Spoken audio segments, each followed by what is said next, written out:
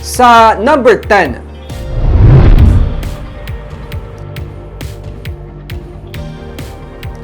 nahaunang Human Milk Bank sa Isla San Negros ang ginbuksan sa Teresita Lopez Halandoni Provincial Hospital sa siyudad sang Silay.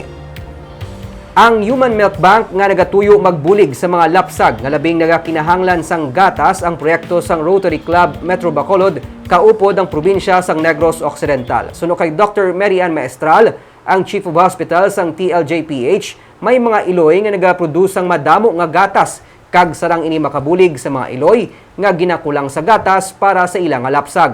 May mga napulo man katuig nga sila ang naglabi para maangkon ang milk bank. Patag ni Dr. Jean Alojado, ang head sang Pediatrics Department sang TLJPH, ginahaylo nila ang mga pasyente nga madamo sang gatas nga mag-donate. Ang proseso suno sa iya, among iga-pasteurize ang breast milk. Ang gatas nga napaidalom sa proseso ang pwede nga maglawig sa ilang freezer tubtob sa isa katuig. Labing ginakinahanglan sang breast milk ang mga premature babies, ang mga lapsag nga may masakit, ang iloy kasubong sang breast cancer, kag yadtong mga lapsag nga ang iloy nagtaliwan. Pwede nga ma-avail sang libre ini sa mga indigent. Dako ang bulig sang milk bank suno sa TLJPH. May mga iloy nga sa iban pang lugar nagakuha sang gatas para sa ilang nga lapsag. Tuman ang sustansya kag nutrition sang breast milk. Diri mismo nagabuligay sila mo may mga nanay nga wala gatas, ang mga nanay na damo gatas nagaparili sa mga babies nila.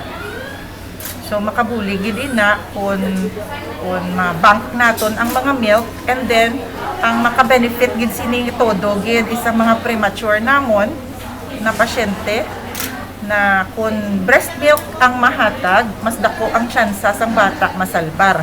Kay once na pasteurize siya, it's very safe. Makastay na siya maski tuig sa deep freeze. So, amo na siya nga anytime na kinanglan nila, i-thaw na namon or tunawon, and then amo nang ipahatag sa mga baby. And it's a very safe na gishaya. At least kung may mga masakit mapatay gishaya sa process nga pasteurization, makon ara sa may mga bakterya nga makita sa